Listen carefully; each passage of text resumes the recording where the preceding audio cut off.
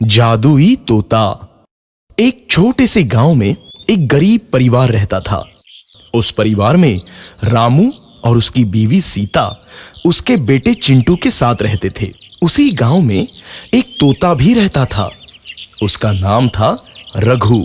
वो किस्मत का धनी था। जहां भी जाता वहां किसी भी चीज की कमी नहीं पड़ती थी। एक दिन रघु उड़ते उड़ते उस गरीब परिवार के घर गया।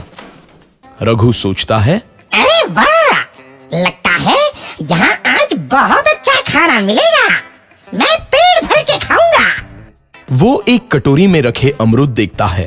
अरे वाह, अमरूद, मुझे तो ये बहुत पसंद है। मैं तो इसे पेट भर के खाऊंगा। रघु तोता अमरूद खाने ही लगता है। तभी सीता रघु को अमरूद खाते देखती है तो गुस्सा हो जाती है और उसे वहां से भगा देती है। भाग यहाँ से, न जाने कहां से आ जाते हैं। मैं तो परेशान हो गई हूं इनसे। सीता के भगाने के बाद रघु चुपचाप से एक कोने में रहता है। धीरे धीरे उस परिवार की बरकत होने लगती है। एक दिन रामू और सीता खाना खाते वक्त बातें करते हैं। आजकल हमारी बहुत तरक्की हो रही है, काम भी अच्छा चल रहा है। रामू कहता है। इस पर सीता कहती है, सच कहा, भगवान हमेशा ऐसे ही हम पर मेहरबान रहे। बेटा चिंटू भी कहता है, पिताजी, मुझे खिलौना लेके दो ना, मेरे सभी दोस्तों के पास है। रामू कहता है, ठीक है, जरूर लाऊंगा।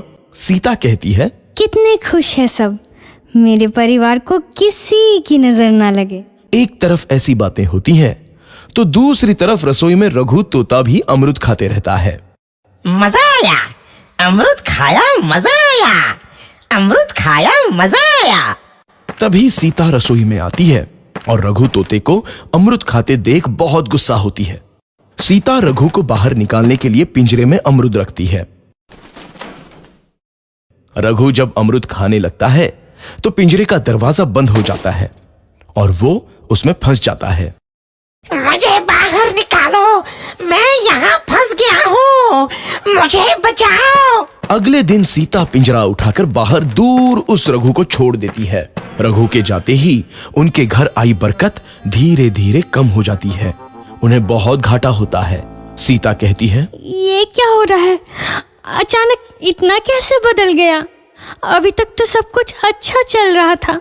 रामू कहता है, लगता है भगवान हम पर रूठ गए हैं। चिंटू भी कहता है, लगता है अब मुझे खिलौने भी नहीं मिलेंगे। और वो रोने लगता है और बाहर चला जाता है। कुछ दिन बाद रघु तोता फिर से उस घर में आता है।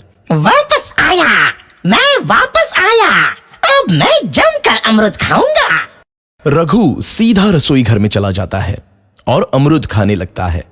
कुछ देर बाद सीता रसोई में आती है और रघु को देख कहती है, एक तो घर में पहले से इतनी दिक्कत चल रही है और ऊपर से ये तोता मुझे और परेशान कर रहा है। सीता रघु को वहां से भगा देती है। रघु उड़कर किसी कोने में छुप जाता है। कुछ दिन बाद धीरे धीरे उस घर की बरकत वापस आने लगती है। काम भी अच्छे से चलने लगता है। एक रात जब रघु तोता अमरूद खाने जाता है तो पिंजरे में फंस जाता है। ये लोग आखिर चाहते क्या हैं? एक तोते को शांति से अमरूद खाने क्यों नहीं देते? मैं कौन सा चोरी कर रहा हूँ? बस अमरूद ही तो खा रहा हूँ। तभी रामू वहां आता है और पिंजरे में रघु तोते को देख उसे बाहर छोड़ देता है। ये तोता भी कितना जिद्दी है, बार बार वापस आ जाता है। जैसे ही रामू रघु को छोड़ देता है, अगले दिन से फिर से उनके घर की बरकत जाने लगती है। काम में घाटा होता है। किसी को समझ नहीं आ रहा था कि ऐसा क्यों हो रहा है। रघु तोता घर आता है तो अचानक बरकत आती है और जब रघु तोता को बाहर निकालते हैं तो बरकत चली जाती है। एक दिन सीता रघु तोते के घर आने और बाहर जाने की स्थिति पर नजर रखती है। ये तोता जब भी घर आता है तो घर में बरकत आती है और जैसे ही ये घर से बाहर जाता है तो उसी के साथ बरकत भी चली जाती है। कहीं ये जादुई तोता तो नहीं है? अगली बार जब ये तोता घर आएगा तो मैं इसे कहीं नहीं जाने दूंगी।